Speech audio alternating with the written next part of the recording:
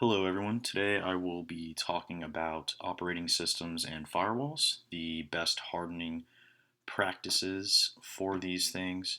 My name is Jared Simmons, and this is for System Security 2 ISA 4220. So, as far as operating systems and firewalls goes, these are some terms that I think you should know before this presentation truly begins. So first is the Windows Server 2019. This is the most current version of the server operating system offered by Microsoft. The Ubuntu Server 18.04. The Ubuntu Server it's just a variant of standard Ubuntu where it's mainly used for networks and services. The Windows Firewall, this is what actually comes with the Windows operating system. It filters and blocks potentially harmful information while allowing the outflow of traffic from your system. We'll get more into the Windows firewall later on. It's mainly for port-based traffic. Then we have IP tables. It's a basic table structure. Holds the rules and commands that carry out a network address translation, or NAT, NAT. Packet filtering and packet mangling in Linux operating systems. The server operating system, or server OS, it's an operating system specifically designed to be installed and ran on a server computer. And hardening itself, which is the basis of this entire presentation, is identifying and mitigating security vulnerabilities in a system of focus. So it's making whatever you're hardening, it's making it more secure. So for the Microsoft Server 2019, first you want to focus on preparation of the new server. So we're going to harden, while we're hardening this, we want to harden it in a demilitarized zone. So we're not going to be connected to the internet, because if you're connected to the internet, it's vulnerable to attack while it's being prepped to be installed. So secondly, create the BIOS and slash like firmware credentials to mitigate unauthorized changes. So you don't want anyone getting access to the server before it's going live and making unauthorized changes to it. So you want to make these credentials strong and secure.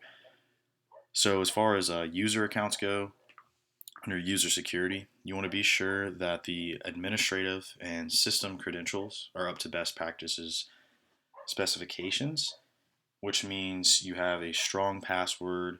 You're not giving it out to anyone. You don't want to allow users to have access to the server via their Microsoft accounts. They're going to have their own like server specific accounts. They can't access this via Microsoft. You also want to disable the guest account and any other accounts that aren't being used. If there's anything, any accounts there that exist unnecessarily, that just poses another vulnerability, so you want to remove those. As far as network security goes, under Microsoft Server 2019, you want to turn on the Windows firewall for every single profile. That way you can filter any traffic that's attempting to come in for every single profile. You also want to restrict access to all parts except for those that need to be accessed. Sorry, ports, not parts. Restrict access to all ports. There's going to be a lot of ports open by default. So for those that are open that aren't being used, there's no reason for them to be open, because that just leaves you vulnerable to attack, because hackers can access the server through those ports, and you don't need that. You only need the ports open that are being used. You want to disable any sending of unencrypted passwords to third-party server message blocks. So obviously if the passwords are unencrypted, they're not secure. And on top of that, they're being sent through a third-party SMB. So that is not in best practice to have that available. So Microsoft Server 2019 best practices continued. You want to keep your registry secured. So all administrators using the server should take time to learn how the registry operates and the keys that they'll be using within the registry. So it's definitely not smart to start operating this server and the administrators don't exactly know how it works, because if they don't know how it works, they definitely won't understand security vulnerabilities within the server and the registry, that is, if they don't actually know how it works. Um, as far as remote registry access goes, it should be heavily restricted or no access at all. If remote registry access isn't needed with what you're doing with this server, then you should just turn it off completely. And as far as general security goes, if the server has a default install of the operating system, you should probably just disable the unneeded services that may be present. Some of these services can have vulnerabilities present, and if they're not being used, they're simply posing a security risk. Windows may also contain unneeded components. Remove them if necessary. Configure an inactivity limit so the machine doesn't stay idle. So if the user is logged into the server and they walk away from it for a while, someone could just step in and use it, and that's incredibly insecure. So there can be an inactivity limit configured by the user, and you can basically say, okay, if it's inactive for this long, the machine will immediately go, log out. So the credentials have to be re-entered to gain access again. Configure the local folder and file permissions so that the everyone group no longer has full permissions. So there will be like a group policy by default where literally everyone has full permissions to all the files and folders. So this is obviously incredibly dangerous because not everyone should have the same access to folders and the files within them. Um, so you want to create your own custom permissions for certain groups. Software security. You want to enable antivirus and anti-spyware software that can be configured and updated frequently. Um, Also, you want to be sure that the Windows resource protection is running properly. Moving on to the Ubuntu server 18.04 LTS, which is a long-term service, which means it'll have available servicing for I believe up to 5 years, and these are the hardening best practices for the Ubuntu server. So you want to use an authentication key. I guess you would want to use the asymmetric encryption access to the server. So you want to use a private and public key to be able to log in. But if you do choose to just use a username and password, you'd want to create a very strong password so you're not leaving a door open to hackers. Also, you'd want to disable remote root login. So this is almost like the Windows Server 2019. You don't really want to utilize remote access because this would prevent unauthorized access to the server. Also, to do this, you would want to edit the SSH Secure Shell configuration file to disable this feature. So you'd also want to install a firewall. Linux, it actually comes with the uncomplicated firewall, more commonly known as UFW. Therefore, you'd want to configure that and enable it for sure so you can filter incoming traffic while allowing for the outflow of traffic. Also, you'd want to enable secure shared memory. So shared memory actually it allows for the transfer of data between applications.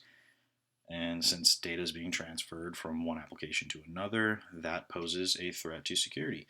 So to prevent exploitation with that, you'd want to enable secure shared memory. This helps keep it secure. It encrypts it. Also, you'd want to install fail to ban. So the server could possibly be exposed to the public, which actually obviously makes it vulnerable to attack. So the fail to ban helps prevent this. It bans users from accessing the server if they have a certain amount of failed attempts, because a lot of times attackers or hackers will use bots to access the server via, drawing a blank here, via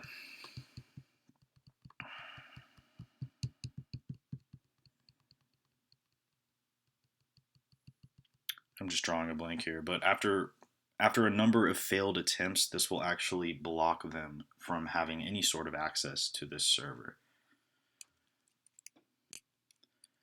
So moving on to the Windows firewall. The Windows firewall, it's mainly used for the configuration of port-based traffic on the operating system. So as far as port traffic goes, you would want to close all of the ports except for the ones that are necessary for use. Just as I was saying earlier on in this presentation, you do not want any unnecessary ports open. Only the ones that you know for a fact you will be using, such as SSH, you'd want port 22 to remain open. What I would suggest is adding a hardware firewall. So on top of having the Windows software firewall pre-installed, you'd also want to add a hardware firewall. A hardware firewall, it can help balance the load, for one, of traffic through to the Windows firewall. But what it actually, the most important thing it does is it diverts it to another device. So this means that traffic is going to its own specified paths, instead of everything going to the Windows firewall, and it actually helps it run more efficiently this way. So as far as hardening IP tables goes, you'd want to update policies and patch regularly.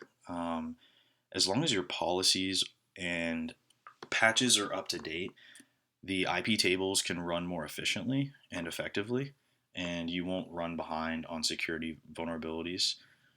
You'd want to restrict ports and monitor those that are open. So this goes back to what I've been saying, restrict ports all the time. You want to restrict these ports because, again, if they're left open, it's just vulnerable to attack, because someone can attack through a port that you never use and you don't really think about, because there can be a ton of them that are open that you're not using, and you may overlook them, and then boom, you've got a security vulnerability that can compromise your entire system. Also, you want to limit access to services that are running. So if there's a ton of, this goes along with the ports, if there's a ton of services open and running that users have access to that they aren't necessarily needing to use, you want to limit those services. Only have services running that are absolutely necessary. And this is my references from this presentation from my research, and I appreciate everyone listening, and I hope all of you have a nice day.